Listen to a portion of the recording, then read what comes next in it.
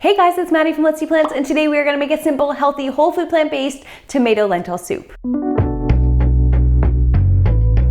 Now, I personally don't really celebrate Valentine's Day, but I do think that holiday-inspired recipes can be kind of fun, and so I just wanted to make a couple recipes with a red theme. And also at the end of the week, I might be throwing in a healthy chocolate recipe, so stay tuned for that. But today we are going to start with something very simple, easy to make, perfect for winter, and perfect for Valentine's Day as well because it is red. So even though this recipe is Valentine's Day inspired, it is obviously great to eat any time of year. Anytime you're craving a warm, comforting, protein-filled, whole food plant-based soup, you can make this tomato lentil soup.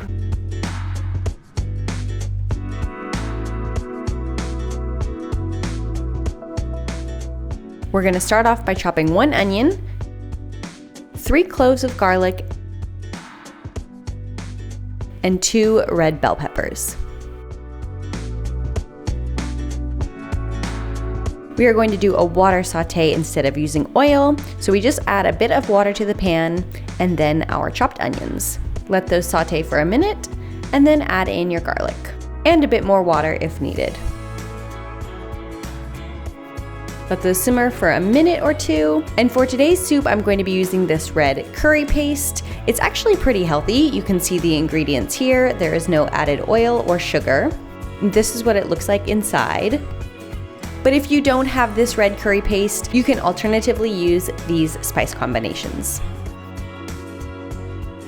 Since this red curry paste is really concentrated, we're just gonna start off with a little bit less than a tablespoon, and then you can always add more depending on if it's spicy enough or not. Now we're just going to add in our bell pepper and let that saute for another minute.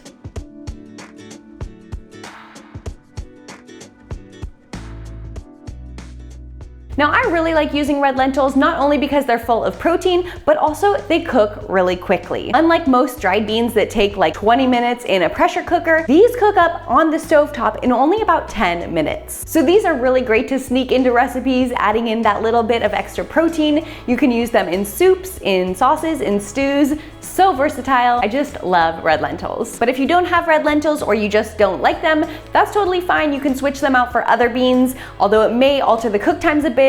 So I will leave some swap options and how it might alter the recipe in the description box down below. So 1 cup of red lentils here. And do make sure you thoroughly rinse them. Add those to the pan as well as our tomatoes. And I'm just using these organic diced tomatoes from Costco.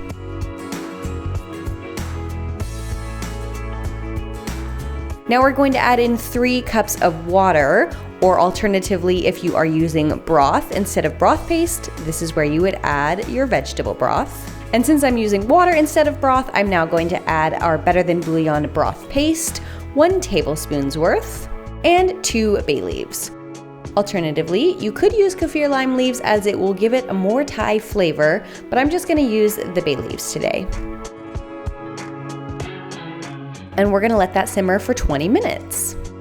Now, if you wanted to cook this in the Instant Pot, you would simply set your Instant Pot to soup broth, change the time to 1 minute, make sure you are sealing, not venting, and let your Instant Pot cook. But since we are doing stovetop today, we are just going to check halfway through to see how our broth tastes. I felt it needed a bit more curry paste, so I am adding another half a tablespoon and let that simmer for a few more minutes. When you feel your soup is ready, make sure you take out your bay leaves. If you are going to use an immersion blender, do not leave them in. And now what I like to do is I like to blend about half of the soup with the immersion blender and then combine it back with the remaining portion of soup. But if you wanted it to be a smooth soup, you could just leave it fully blended, which would look like this.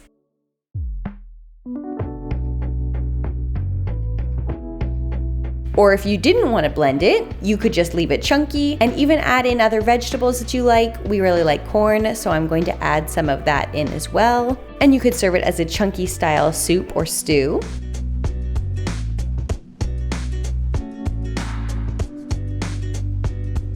But what I really like to do is to mix those two together so you get a really thick broth, but you still get a good bit of texture.